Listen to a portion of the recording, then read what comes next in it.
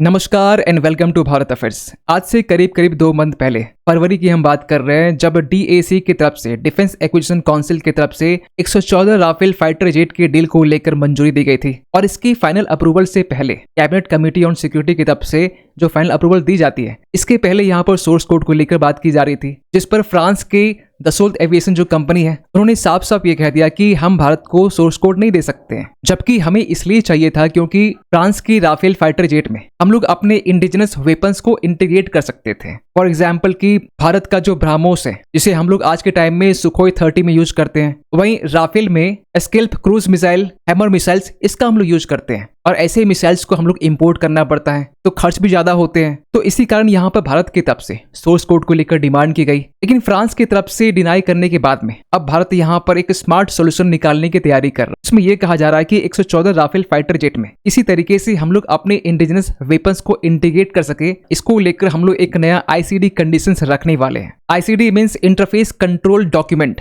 क्या होता है आगे तो हम लोग बात करेंगे ही। साथ ही साथ ये भी हम लोग बात करने वाले हैं कि भारत और फ्रांस के बीच में जो 3 लाख करोड़ के यहाँ पर जो डिफेंस डील हुआ है, जो अब तक का सबसे बड़ा डील माना जा रहा है, ये क्यों हमारे लिए जरूरी बन जाता है? क्योंकि देखा जाए तो रशिया ने जब सुखोई 30 दिया था तो रशिया ने भी यहाँ पर सोर्स कोड देने से मना कर दिया था। तो बात करते शुरुआत से, अगर आपको याद हो फरवरी के टाइम में डीएसी की तरफ से डिफेंस एक्विजिशन काउंसिल की तरफ से 3,60,000 करोड़ की जो डिफेंस प्रोक्योरमेंट डील थी, जिसमें 114 राफेल फाइटर जेट्स भी इसमें शामिल था, इसको लेकर यहाँ पर हरी झंडी दी गई थी, जिसे अगर डॉलर में बात करें तो ये टोटल $40 बिलियन का ये डील था। अब तक का सबसे बड़ा डील ये था, जिसमें 18 फाइटर जेट जो है ये फ्रांस हमें इंपोर्ट करता और 96 के अराउंड में जो फाइटर जेट है ये जॉइंट वेंचर्स के तहत में हम लोग इसका निर्माण भारत में ही करते हैं, जिसको लेकर भी ये कहा जा रहा था कि 25 से लेकर 30% जो कंपोनेंट होने वाले हैं ये इंडिजिनस यहाँ पर होने वाला था, जिससे हमारा जो मेक इन इंडिया प्रोग्राम है ये भी प्रमोट होता। और इसके पहले भी आपने देखा होगा कि राफेल को लेकर हम लोग 2016 के टाइम में डील कर चुके हैं, जो डील 59,000 करोड़ का था, जिससे फ्रांस ने 2020 से लेकर 2022 के बीच में टोटल 36 जो राफेल फाइटर जेट है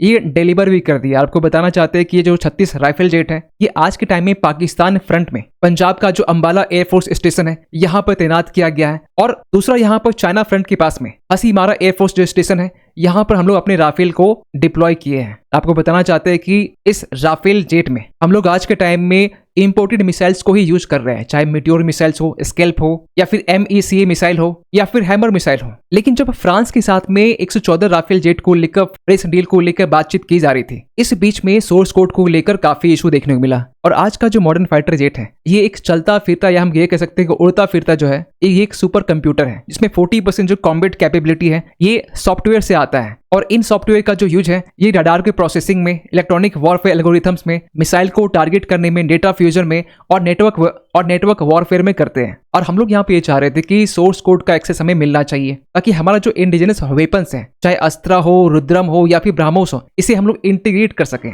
इतना ही नहीं, कुछ अगर अपडेट करना हो, कुछ अपग्रेड करना हो, तो भी हम लोग यहाँ पर फ्रांस के ऊपर में डिपेंड न रहे, इंडिपेंडेंटली यहाँ पर हम लोग इसे अपडेट कर सके, कॉम्बैट एल्गोरिथम्स को यहाँ पर हम लोग मॉडिफाई कर सके, और सबसे इंपॉर्टेंट की जो ऑपरेशनल सॉवरेनिटी है ये हम लोग इंश्योर कर सके। ऐसा ना हो कि हम लोग वॉर के टाइम में सोर्स कोड के चक्कर में हम लोग फ्रांस से परमिशन ले रहे हैं, लेकिन फ्रांस के दसोल्ट एविएशन ने साफ साफ सोर्स कोड देने से मना कर दिया। इन्होंने यहाँ पर कारण ही बताया कि जो सोर्स कोड होते हैं इसमें सीक्रेट एल्गोरिथम्स होते हैं, रडार प्रोसेसिंग टेक्नोलॉजी होता है, इलेक्ट्रॉनिक वॉरफेयर सीक्रेट्स भी होते हैं, और स्टील्थ टैक्टिक्स, ये तमाम चीजें हमें सोर्स कोड में देखने को मिलते हैं, जो हाईली सेंसिटिव टेक्नोलॉजी है। फ्रांस ये भी कहता है कि दुनिया भर के जो देश है, चाहे यूएस की बात करें जो F-35 दुनिया भर के देशों को यहाँ भेजता है, यूके को भेजा हुआ है, यूके का जो F-35 है जो तिरुवनंतपुरम में इमरजेंसी लैंडिंग करवाया गया था, ये भी अपने सोर्स कोड के चक्कर में बार बार ये यूएस को कांटेक्ट कर रहे थे। तो सवाल ये निकल के आता है कि यहाँ पर भारत का स्मार्ट सोल्यूशन क्या है? तो कहा यह जा रहा है कि जब फ्रांस के साथ में फाइनल डील यहाँ पर होगी, उस टाइम में भारत की तरफ से 114 राफेल फाइटर जेट को प्रोक्योर करने के लिए हम लोग यहाँ पर फ्रांस को एक इंटरफेस कंट्रोल डॉक्यूमेंट ये हम लोग यहाँ देने वाले हैं। बेसिकली एक टेक्निकल फ्रेमवर्क है, आसान भाषा में कहे तो हम लोग फ्रांस से बस इतना डिमांड कर रहे हैं कि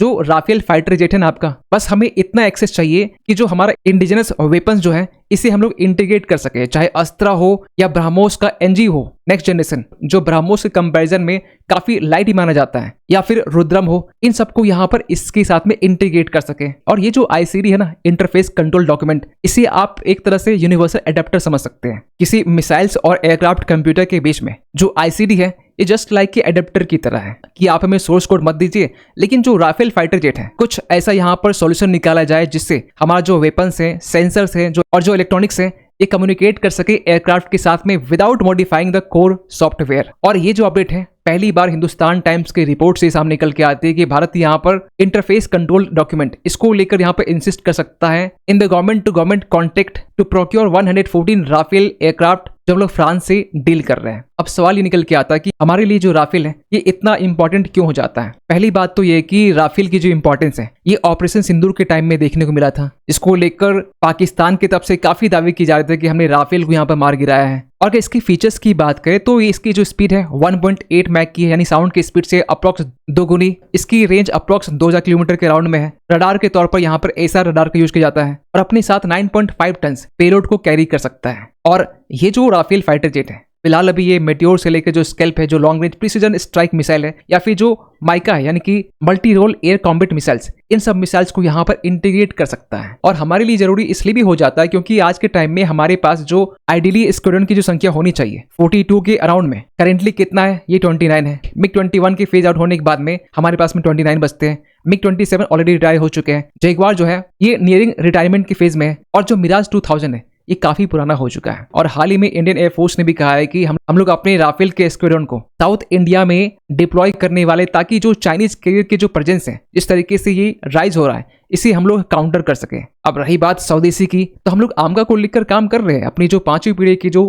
फाइटर जेट है इसके इंजन को लेकर साफरन के साथ में भी डील चल रही है, जिसमें हम लोग 5th जनरेशन से लेकर जो 6th जनरेशन है इसके इंजन को भी हम बनाने वाले हैं। लेकिन इसमें एक अच्छा खासा टाइम लगने वाला है। तो हम लोग रिसेंटली जो प्रोक्योरमेंट कर रहे हैं ना, ये हम लोग इस शॉर्ट गैप को फुलफिल करने के लिए कर रहे हैं। फिर अगर आप ये बोलें कि आपने प्रीवियस वीडियो में ये बताया था कि यूएई जो है ये फ्रांस की राफेल F5 डील से अपने आप को बाहर कर लिया है, जिसमें फ्रांस जो है ये नेक्स्ट जनरेशन की राफेल को यहाँ पर बिल्ड करने की कोशिश कर रहा था, जिसमें यूएई की तरफ से 3.5 बिलियन यूरो अप्रॉक्स 70 से 75% जो फंडिंग है वो यूएई कर रहा था। अब इससे यूएई बाहर निकल चुका है। इसके अलावा भी राफेल फाइटर जेट को लेकर जो डील की गई थी 2019 के टाइम में, इसको लेकर भी काफी क्वेश्चन मार्क रेज किए जा रहे हैं। और आपको पता होना चाहिए यूएई यहाँ पर क्यों बाहर निकला है। यूएस का काफी प्रेशर आज के टाइम में यूएई के ऊपर में, और यूएस और फ्रांस के बीच में पिछले कुछ टाइम से जो टेंशन है ये बना हुआ है। लेकिन राफेल फाइटर जेट की अर्जेंसी को देखते हुए भारत फिलहाल अभी राफेल फाइटर जेट के डील को लेकर यहाँ पर डिनाई नहीं कर सकता है, ना ही इससे बाहर निकल सकता है, क्योंकि हमें यहाँ पर जो अपने स्क्वाड्रन है इसके नंबर्स को बढ़ाने हैं। क्योंकि आज के टाइम में पाकिस्तान के पास भी